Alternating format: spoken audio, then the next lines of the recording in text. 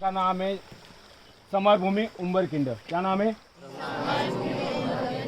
अभी हमारे camp side से ये उंबरकिंड 4 किलोमीटर का रास्ता है। कितना किलोमीटर का है? 4 किलोमीटर। अभी ये 4 किलोमीटर का हम ट्रैक करके इस जगह पे अभी हम पहुंच गए हैं।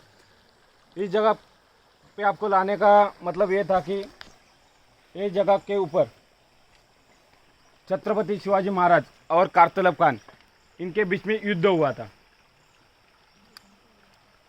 ये एक हिस्टोरिकल प्लेस है। तो सन 1661 के पहले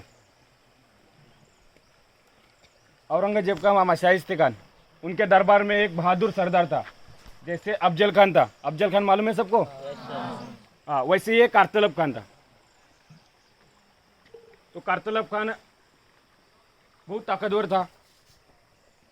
उन्होंने क्या किया था, पूना के आगे जो एरिया है वो पूरा काबिज कर लिया था। पूना के आगे औरंगाबाद, दौलताबाद जो एरिया है वो पूरा काबिज करके वो पूना में आके बैठ गए थे। पूना भी उन्होंने हासिल कर लिया था। फिर उनको उनके ताकत के ऊपर गर्व होने लगा था।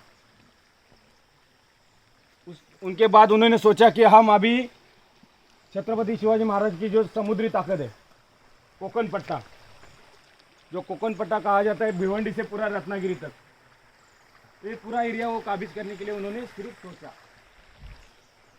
अभी हम कोकण पट्टा काबिज करेंगे। छत्रपति शिवाजी महाराज के पास ऐसे एक एक मावले थे कि वो सिर्फ सोचते थे तो इधर तुरंत खबर लग जाती थी कि उन्होंने सोचा क्या है। उनके जो सैन्य थे उनको भी मालूम नहीं था आगे क्या होने वाला है, किधर लेके जाने वाला है, कुछ मालूम नहीं।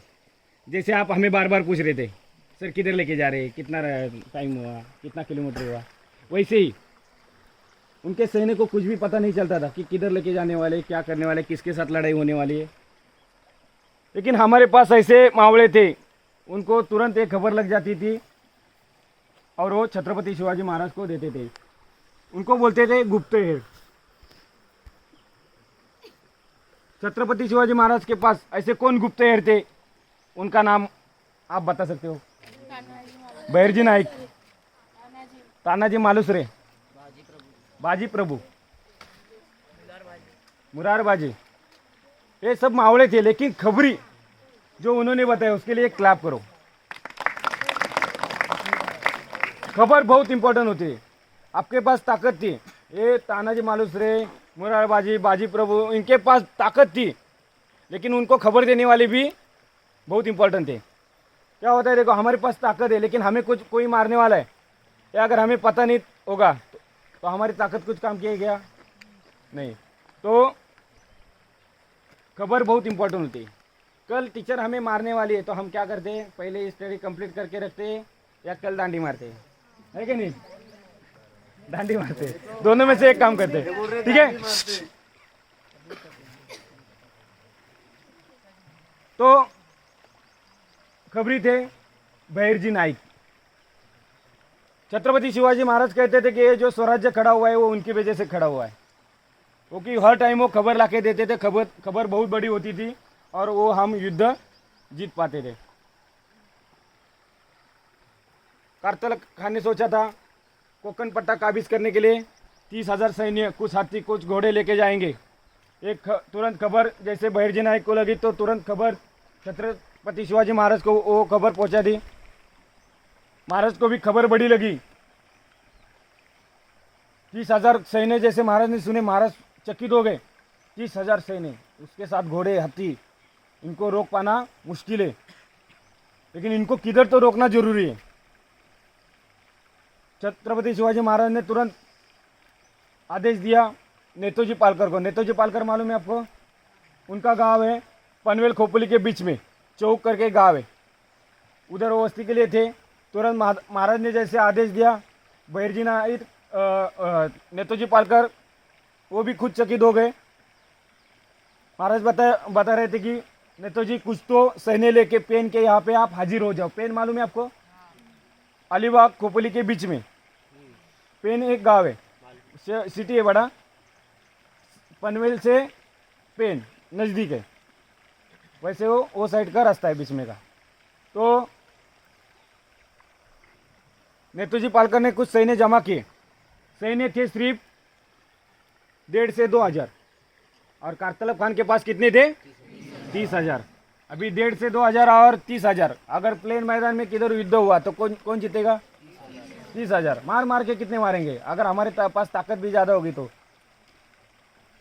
30,000 10,000 मारेंगे, लेकिन 30,000 तो बहुत ही थे। तो महाराज भी सोच रहे थे कि इनको किधर तो ऐसे रोकना होगा। फिर पुणे से आते समय महाराज ने सोचा कि जनवरी फरवरी का मंथ है, धूप बहुत कड़क होती है यहाँ पे, तो ये किधर तो पानी का रास्ता ढूंढेंगे। अभी इतना सारा सैन्य है तो इनको ऐसे पानी में बॉटल लाना तो मुश्किल है। अभी इधर से हम इधर आने तक या हमारा पानी बॉटल ख़त्म हुआ। वो तो पुणे से पूरा कोकण पट्टा काबिज करने के लिए आने वाले थे, तो एक किधर तो नदी का रास्ता ढूंढेंगे, ये महाराज को मालूम था। तभी इस साइड में बहुत सारे झरने हैं, ये नदी है, ऊपर एक आंबेनली घाट है। लोनावला आप जाओगे तो ऊपर एक आंबेनली घाट है, उधर से इस नदी की शुरुआत होती है। नदी का नाम है अंबा नदी। क्या नाम है? ये आगे जाके धर्मतर की खाड़ी को मिलती है। आप पाली साइड जाओगे तो भी आपको ये नदी दिखने के लिए मिलेगी। नदी की जहाँ से शुरुआत होती है वहाँ पे नदी का जो पात्र रहता है वो छोटा रहता है। पात्र मतलब उसका जो साइज़, ओके, वो छोटा होता है। अभी देखो यहाँ पे आपको पानी बहुत कम दिख रहा है, लेकिन आप बारिश में यहाँ पे आओगे तो यहाँ पे आपको रुकना भी मुश्किल है। हम पानी को देख के ही डर जाते हैं, इतना पानी खतरनाक होता है। पैर डाला तो डायरेक्ट लेके जाता है, इतना फास्ट पानी होता है, क्योंकि यहाँ से शुरुआत होती है। पहाड़ों के ऊपर से पानी आता है तो यहाँ से वो नीचे लेके जाता है। तो आगे आप पाली साइड जाओगे तो आपको ये नदी दिखने के लिए मिलेगी। आगे धर्मतर की खाड़ी को मिलती है, वहाँ से 3 नदी एक साथ मिलके पूरा अरबी समुद्र को जाके मिल जाती है। तो जैसे कारतलब खान ने आने के लिए शुरुआत की, महाराज ने बीच में जो लगने वाले फोर्ट थे, लोहगढ़ है, आगे सिंहगढ़ है, उनके ऊपर आदेश दिया कि कारतलब खान जैसे उनके सैन्य लेके आ रहे तो आपको बीच में कुछ भी हरकत करनी नहीं है। उनको जो भी करना है करने दो, जो भी गांव लूटने जो भी करना है करने दो, लेकिन आप उनको ऐसे लगने मत दो कि हमें खबर लग गई है। अगर आपने हरकत की तो उनको मालूम हो जाएगा कि इनको खबर लग गई थी कि हम आने वाले, फिर पूरा आगे का जो प्लान है वो ख़त्म हो जाएगा। फिर लोगों ने भी वैसे ही किया। फिर कारतलब खान भी क्या कर रहे थे, जो लोग गांव के मिल रहे थे उनको भी लड़ाई के लिए ला रहे थे, पूरे गांव उद्ध्वस्त कर रहे थे। लेकिन उनके पास एक स्त्री सरदार थी, उसका नाम था रायबागन। क्या नाम था? रायबागन। ये राजपूत मराठा थी, लेकिन वो मुगलों की ओर से थी। उसको महाराज की चाल पूरी तरह से मालूम थी। वो सोच रही थी कि हम जा रहे हैं लेकिन ये लोग हमारे ऊपर अटैक क्यों नहीं कर रहे। लेकिन उनको भी लगा कि शायद उनको खबर नहीं होगी कि हम भी आने वाले या हम आए हुए। तो उनको लगा कि हम आगे चलते ही रहेंगे। तुरंत उन्होंने रायबागन ने कारतलब खान को वापस पूछा, हुजूर कुछ तो गड़बड़ लग रही। लेकिन उनको उनके ताकत पे गर्व था। रायबागन बोल रही थी, ठीक है चलो, आपको भी आगे मालूम पड़ेगा। तो कारतलब खान ने आने के लिए शुरुआत की। तब तक इधर छत्रपति शिवाजी महाराज ने क्या किया था, यहाँ पे एक गांव है छावनी करके, उधर उन्होंने छावनी डाली थी। यहाँ से 1.5 किलोमीटर के ऊपर एक गांव है छावनी, उधर छावनी डाली थी। छावनी मतलब क्या होता है, टेंट, कैंप डाला था। अभी अपने कैंप साइड में टेंट है, आप ऊपर के साइड में जाओगे तो आपको टेंट देखने के लिए मिलेगा। तो वैसे टेंट डाले थे। तो उधर से वो आ रहे थे, तब तक इधर खबर लग भी गई थी। कुछ दिन पहले उन्होंने उधर कैंप डाला था, कुछ दिन लोग इधर रह भी गए थे। और उधर सामने पहाड़ है, खिंड। आपको नाम क्या बताया था? उम्बर खिंड। खिंड मतलब क्या होता है? 2 पहाड़ों के बीच में की जगह, वैली, उसको बोलते हैं खिंड। तो ऊपर दोनों पहाड़ों के ऊपर साइड अपने सेने उन्होंने बिछाए थे। तो उनके साथ कुछ पत्थर, गोप मालूम है क्या होता है आपको?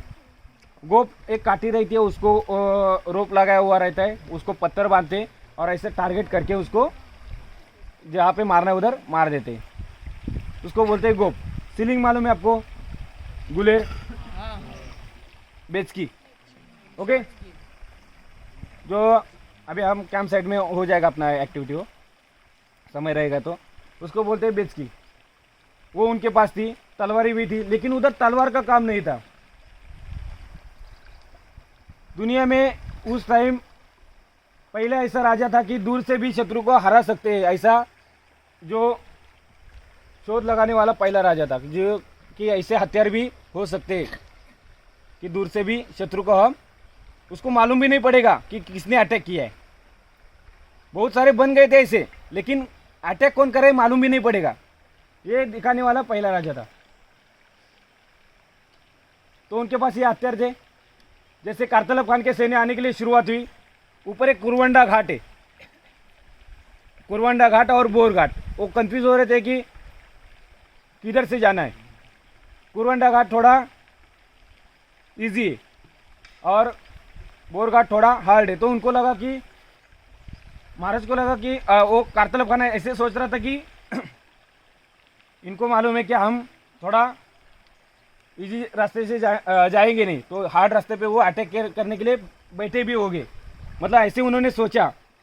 लेकिन महाराज की भी चाल ऐसी थी, ये ऐसे ही सोचेंगे तो हम वो जो इजी रास्ता है उधर ही जाके रुकेंगे।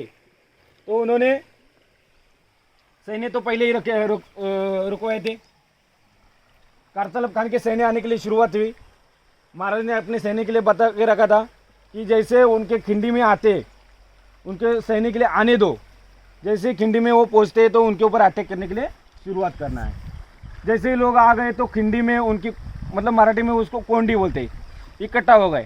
तो खिंडी में जैसे इकट्ठा हो गए तो उनके ऊपर अटैक होने के लिए शुरुआत होगी। उनको मालूम नहीं हो रहा था कि अटैक कहाँ से हो रहा है और ये अटैक कैसे कर रहे हैं, ये मालूम भी हो नहीं रहा था, और अटैक कौन कर रहा है ये भी नहीं मालूम था। इसके लिए वो पूरी तरह से फंस गए। ये राय बागन को मालूम था, तो राय बागन ने तुरंत कारतलब खान को बताया कि हुजूर हम यहाँ पे फंस गए, छत्रपति शिवाजी महाराज के कुछ सैनिक यहाँ पे अभी आए हुए हैं, तो हमें यहाँ से वापस जाना जरूरी है। तभी भी कारतलब खान के वो तो डर गए थे, लेकिन वो बोल रहा था कि हम लड़ेंगे। लेकिन लड़ेंगे कैसे, कोई दिख ही नहीं रहा है। उन्होंने क्या किया था, जो भी सैनिक थे उन्होंने उनका जो कॉस्ट्यूम था उसको क्या किया था, वो पत्ते वगैरह पूरा बॉडी को लगा के रखे थे, जो ऐसे वो यूनिफॉर्म अभी आर्मी में यूज़ किया जाता है। ये जैसे ये पैंट है अभी, उसको पूरा ये नेचर का कलर है, कोई भी फैशनेबल आपका कलर दिया नहीं उसको, ये नेचर के पूरे कलर दिए, मिट्टी का कलर, पत्ते का कलर, हर एक पत्ते का कलर दिया है, देखो है कि नहीं। तो उनको मालूम नहीं हो रहा था कि अटैक कहाँ से हो रहा है। उनके सैनिक भी भागने के लिए देख रहे, लेकिन भागने के लिए जगह नहीं थी। तो कारतलब खान को लगा कि हमारी सैनिक मारे जा रहे, तो किधर तो रोकना जरूरी है। लेकिन ये भागने जा रहा था, खुद भाग रहा था। तो राय बगन ने उनको रुकवाया कि, उनको बोला क्यों भाग रहे अभी, खुद की ताकत का गर्व दिखा रहे थे, मैंने बोला था आपको रुक जाओ, इतना बड़ा कदम मत उठाओ, लेकिन आपने माना नहीं। तो रायबगन उसको बोली कि छत्रपती शिवाजी महाराज ऐसे कि उनको मराठी में बोलते शरण आलेल्याला मरण द्यायचं नाही, तो वो जरूर आपकी बात सुनेंगे, आप उनके सामने जाके शरण हो जाओ, शरण आ जाओ, आपकी बात वो जरूर मानेंगे। तो कारतलब खान को लगा कि हमारी जान तो बचानी है, भागते रहेंगे तो वो पीछा करके भी मारेंगे।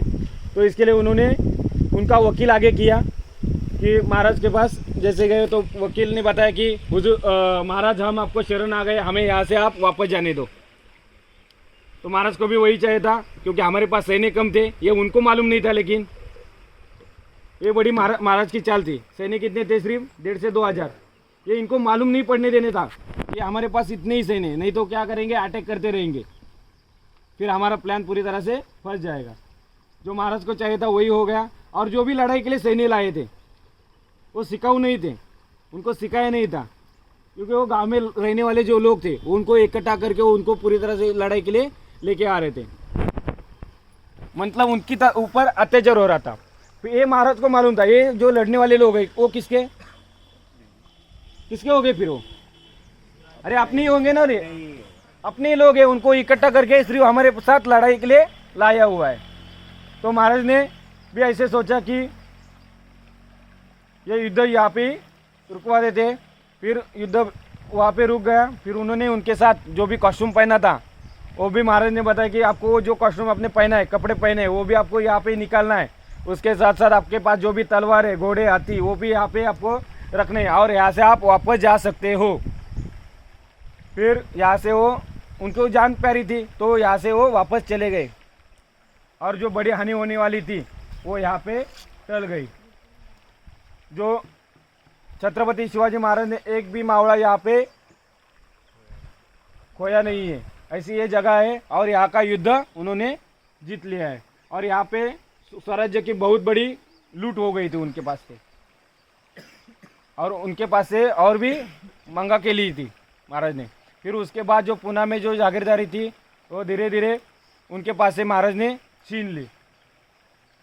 तो ये आपको अगर देखना होगा यूट्यूब के ऊपर सूबेदार करके मूवी है, उसके ऊपर आपको ये सब दिखने के लिए मिलेगा। उसमें सब कुछ आपको ये दिया गया है, पूरा उम्बर खिंडी का हिस्ट्री है, पूरा जो भी खिंडी हर एक सूबेदार ने जो लड़ाई हुआ है वो वहाँ पे आपको दिखने के लिए मिलेगा। एक बार आप जरूर देख लो, पूरा हिस्ट्री आपको समझ जाएगा। ओके, महाराज का जो लड़ाई था वो किसी भी जात के साथ नहीं था, उनको सब एक समान थे, क्योंकि उनके पास खुद जो आरमार प्रमुख थे। आरमार मतलब क्या होता है? जो भी स्वराज्य का संपत्ति होता है, तलवार वगैरह हो गए, जो भी हो गए, जो भी पैसा वगैरह होगा, तभी वो टंका करके नाना था। उसका मतलब जो भी लीडर थे, मतलब जो लीडर थे उनको वो कौन थे? सब मुसलमान थे। तो महाराज का युद्ध किससे था? सिर्फ शत्रु से। जो अपना शत्रु है उसको ही सिर्फ उसके साथ ही युद्ध करना है, जात के साथ युद्ध नहीं था। महाराज के देखो इतिहास में बहुत सारे राजे होके गए, एक हाथ में ढाल रहती थी, एक हाथ में तलवार होती थी, लेकिन छत्रपति शिवाजी महाराज ऐसे रहते थे कि पीठ के ऊपर ढाल रखते थे और हाथ में तलवार रखते थे। ऐसा क्यों? कोई बताएगा मुझे? कोई पीठ के ऊपर वार ना करे और आगे से लड़ने की ताकत किसमें नहीं है, ऐसे महाराज सोचते थे। और आगे से लड़ेगा तो हम उसके ऊपर ध्यान रख सकते हैं, पीछे से किसके ऊपर ध्यान रख सकते हैं क्या? नहीं। और सबसे बड़ी बात, पीछे सैनिक किसके? हाँ, अपने ही सैनिक। पीठ के ऊपर वार करने वाला अपना ही आदमी रहेगा, ये महाराज को मालूम था, इसके लिए पीठ के ऊपर ढाल रखते थे। क्योंकि छत्रपति संभाजी महाराज 108 लड़ाई की है उन्होंने, एक बार भी हारे नहीं है। उनके सामने जाने के लिए हर एक आदमी डरता था, उनसे बात कैसे करेंगे। तो उनको मारने वाला आदमी कौन था मालूम है आपको? पकड़ के देने वाला उन्हीं के पत्नी का भाई, साला बोलते हो उसको वैसे ही बोलेंगे उसको उनके घर का ही आदमी, जो उसको कुछ जागीरदारी चाहिए थी वो मिली नहीं, क्योंकि उसके काबिल ही नहीं था वो। अगर काबिल नहीं तो दे के फायदा है क्या उसको? जो काबिल है उसको ही देंगे ना। तो वैसे ही हुआ था, उनको जागीरदारी नहीं मिली थी, इसके लिए उन्होंने उसको औरंगजेब को पकड़ के दिया था। तो एक आवाज देंगे हम, श्री छत्रपति शिवाजी महाराज की जय भवानी, हर हर हर हर धर्मवीर श्री छत्रपति संभाजी महाराज की हर हर हर हर। ओके, अभी